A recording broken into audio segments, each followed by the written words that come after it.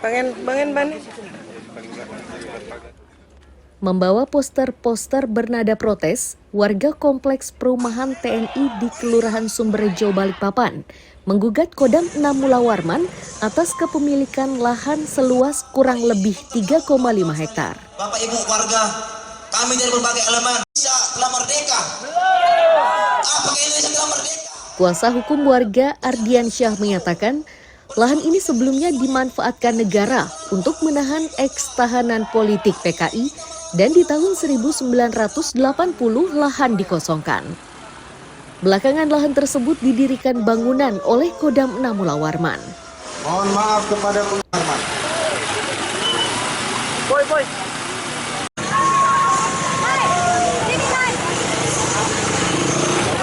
Kegiatan hari ini itu adalah pemeriksaan tempat dari Pengadilan Negeri Balikpapan terkait dengan gugatan warga Sumberjo atas tanah eks penampungan eks Tapol PKI yang dirampas oleh Laksus pada tahun 1980 dengan alasan untuk sementara akan dipergunakan.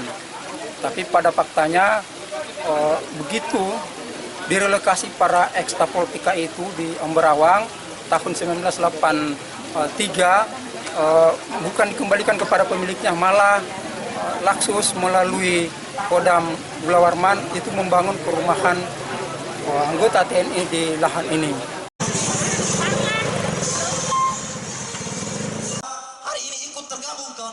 Pihak Kodam 6 melalui kepala penerangannya menegaskan, lahan yang dimiliki TNI AD memiliki legalitas yang jelas dengan luas areal 60.000 meter persegi. Namun demikian, Kodam tetap akan mengikuti proses hukum yang berlaku.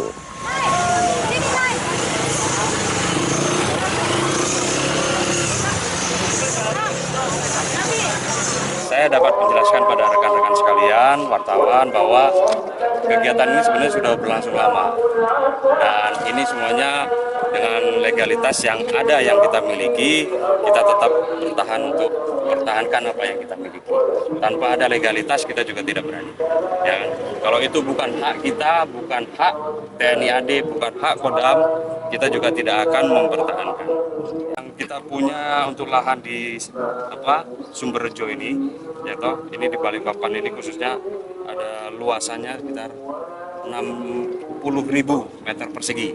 Karena akan diadakan pemeriksaan setempat oleh pengadilan. Sementara warga berharap gugatannya bisa dimenangkan agar lahan itu bisa mereka manfaatkan.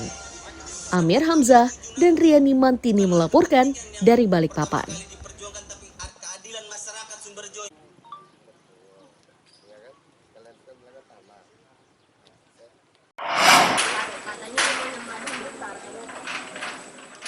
Warga dengan dibantu petugas gabungan mengumpulkan benda penting dari dalam rumah yang rubuh di Sumberjo, Balikpapan.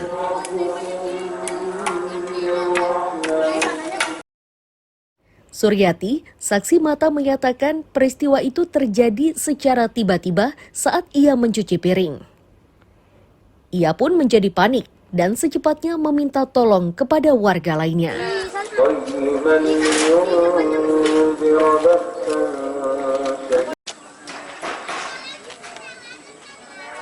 Bu, tadi sebelum runtuh gimana Bu? Ada suara seperti apa? Nggak ada. Nggak ada sama sekali. Ibu pada saat itu sedang melakukan apa? Cuci piring. Terus tiba-tiba ada gimana nih Bu? Bisa Tiba-tiba pas ceritakan? cucian piring terakhir, tiba-tiba langsung rubuh dia bunyi bruk. Sekitar jam berapa tuh Bu? Sekitar jam setengah 3. Oh, jam 2:30, jam 2 lewat ya. Jam 2. Oke. Pada saat itu kondisi rumah itu ada orangnya atau tidak Bu? Nggak ada. Alhamdulillah nggak ada orang di dalam. Lagi nggak ada orang ya? Iya. Tiba-tiba langsung rubuh gitu aja ya Bu? Tiba-tiba Ya? langsung rubuh. Oh, oke.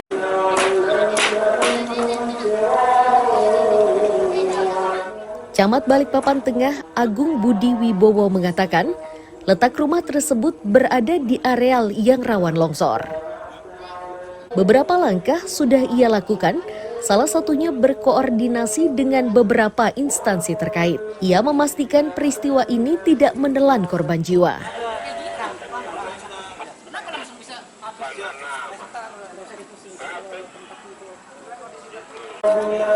Kondisinya itu memang di rawan longsor, tapi ya mau dilihat gimana kondisinya karena masyarakatnya memang nggak mampu. Alhamdulillah tidak ada korban jiwa, tapi ini kita masih pikirkan solusinya bersama Pak Lurah dan jajaran terkait apa yang bisa kita berikan pemerintah kepada korban ini. Ada berapa kakak Pak? Hanya satu. Hanya satu kakak ya Pak? Ya?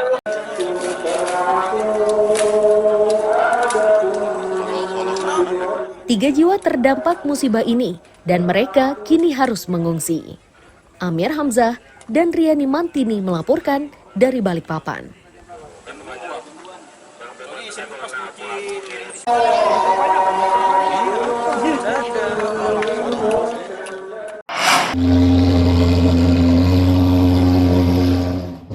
Pengasapan atau fogging ini dilakukan relawan Taruna Samarinda di perumahan TVRI, Jalan Wahid Hashim 2, Kelurahan Sempaja Barat, Samarinda Utara.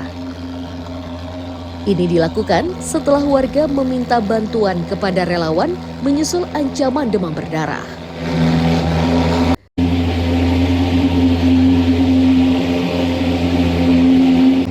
Relawan mengerahkan 6 orang dan 2 mesin pengasap. Agar pekerjaannya selesai dengan segera, mereka membagi tugas dengan menyisir rumah warga. Tambah lagi gak bensinnya, Om? Beli.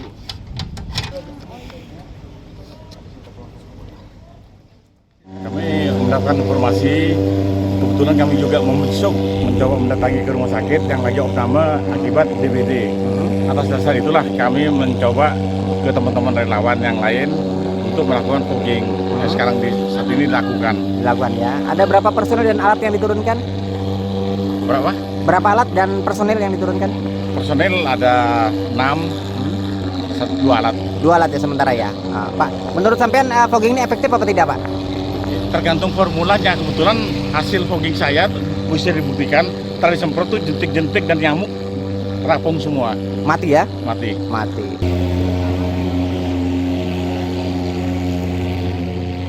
Warga menyatakan pengasapan ini sudah dilakukan 2 kali. Mereka cemas setelah 10 anak terjangkit demam berdarah. Mereka juga memiliki pengalaman menyedihkan setelah di tahun 2022 lalu 1 anak meninggal akibat DBD.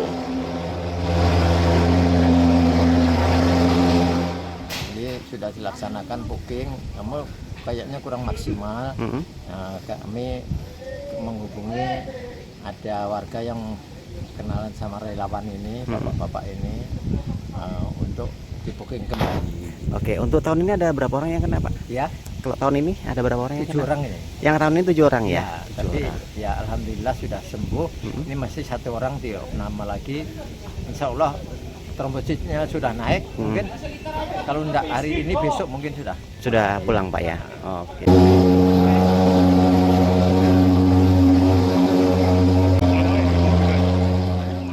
Warga juga meminta pemerintah kota bergerak cepat agar DBD tidak meluas. Amir Hamzah dan Iswanto melaporkan dari Samarinda.